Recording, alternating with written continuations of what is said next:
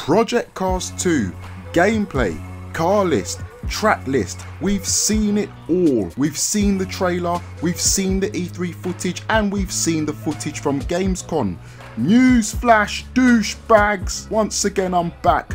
BOURNE15 here with another thought-provoking video designed to give you guys the opportunity to share your views, your thoughts, your opinions on the subject matter at hand. And today, friends, today is no different. Now, the question on everybody's lips, well, not everybody's lips, but some people's lips, my lips at least, have they done enough in Project Cars 2 to improve it over the problems faced in Project Cars 1?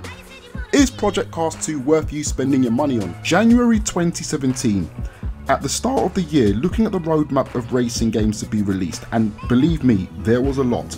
Project Cars 2 was the last game I expected to be going out to spend my hard-earned English pounds on. Now, I've touched on this before, but I was one of the people who bought the game on day one for the PlayStation 4 and had no idea you had to dial the controller settings in yourself in order to play the game comfortably if, like me, you didn't have a wheel.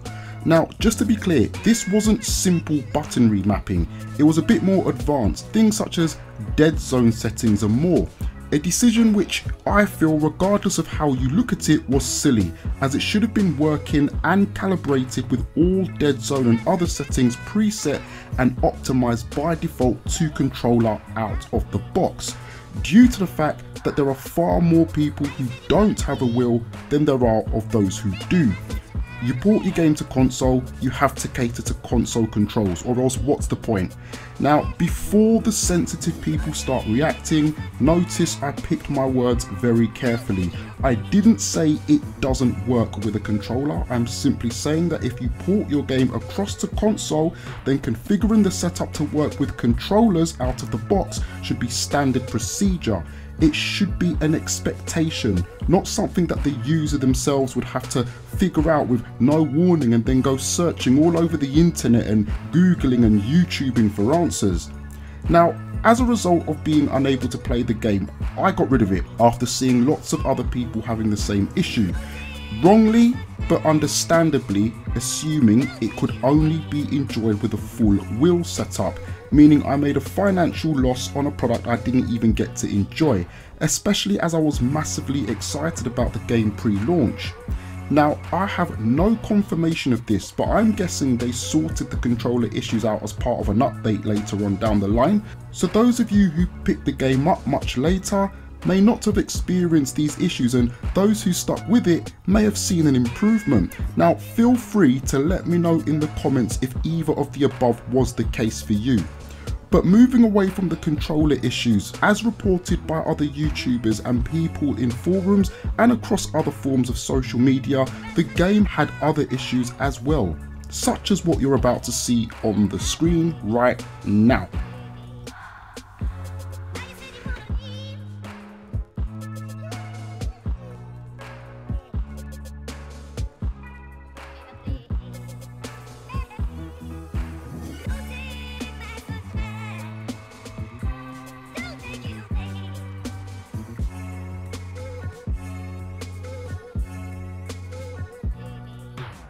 Now, I think you guys know me well enough now that I don't sit on the fence, apart from in the last video where I couldn't make a decision. It doesn't matter, because I'm more than happy to praise when I see good, but I'm also not scared of calling people out and wanting answers when I see bad or when I just need more answers.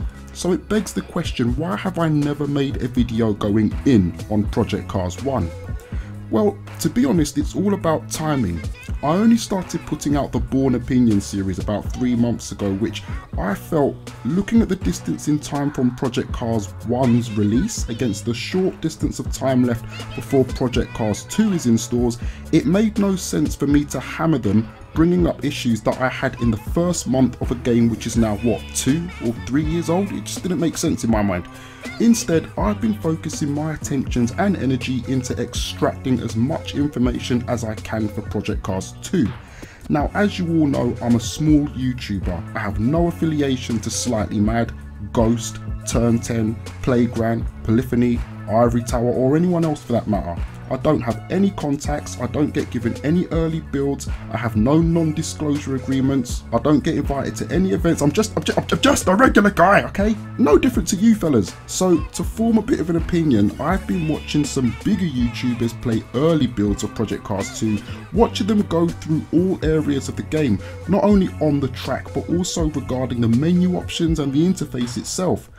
I've been reading articles online, watching dev interviews and all sorts so that I can gain a little bit of knowledge before speaking on this. Now, I appreciate having not tested the mechanics of this game myself. It will be hard for me to create a clear picture for you guys, but I have an answer to that which I will cover in a few moments. So first things first, it does appear that the controller issues have been fixed. I watched a developer seminar where Andy Tudor was asked questions from an open floor about Project Cars 2, and one of the first was whether or not the most pressing of concerns, one being the controller issues, had been addressed. He answered yes, and then went into some detail about it.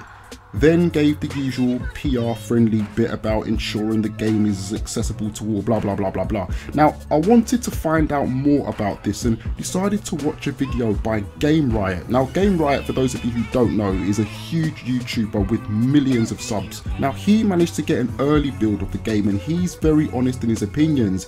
He played it with a default controller and it was very playable indeed. He gave it the thumbs up and was able to co-sign the claim. Now, in terms of all the other bugs you guys reported courtesy of the screenshots and videos you posted, fortunately I've not seen any evidence of things like AI stupidity, invisible cars, magnetic cars, tyre issues and all other bugs. The list is endless, but fortunately I've not seen any of this in any of the uploaded gameplay builds for Project Cars 2 so far. And I think that's the most important thing to remember.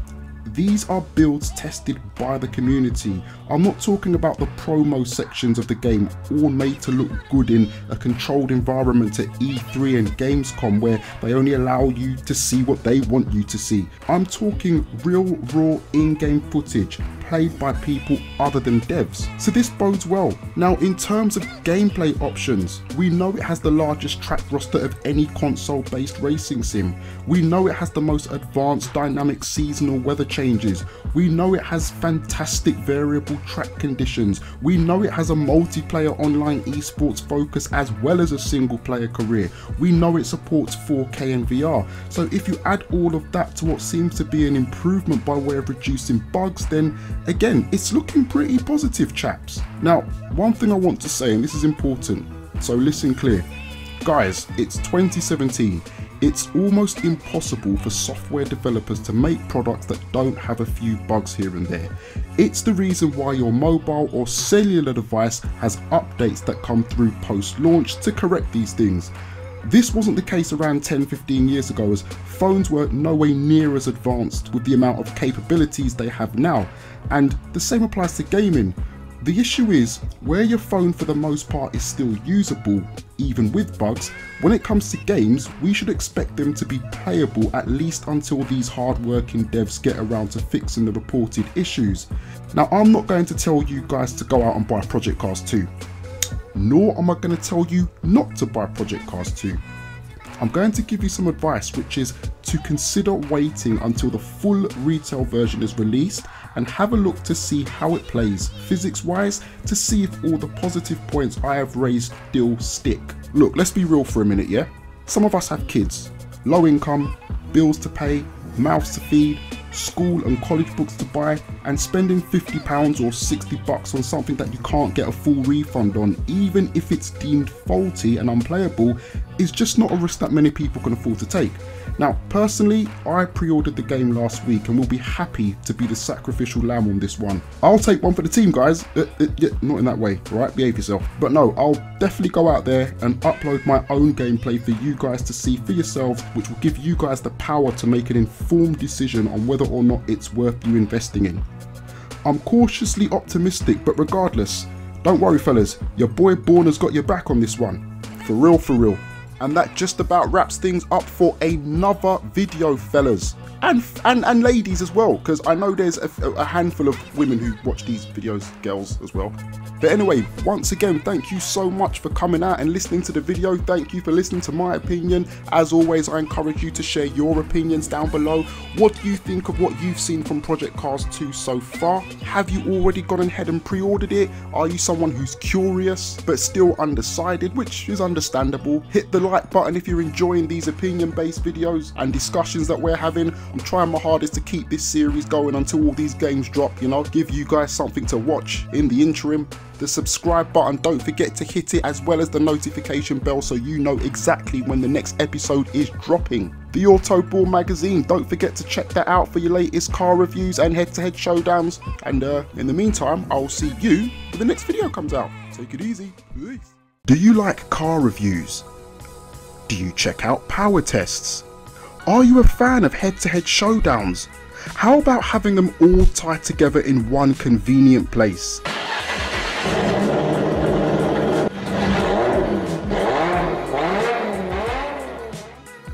Welcome to the AutoBOURNE magazine, your one-stop shop for all of the above, presented on a weekly basis with quality content, clean-cut commentary and cars to suit everyone's pocket. What happened when a 370Z went up against the original 240? Was the American muscle car misunderstood by the British? Should you buy the brilliantly stupid John Cooper Works Mini? All questions and more will be answered as part of the AutoBOURNE magazine. Check it out now.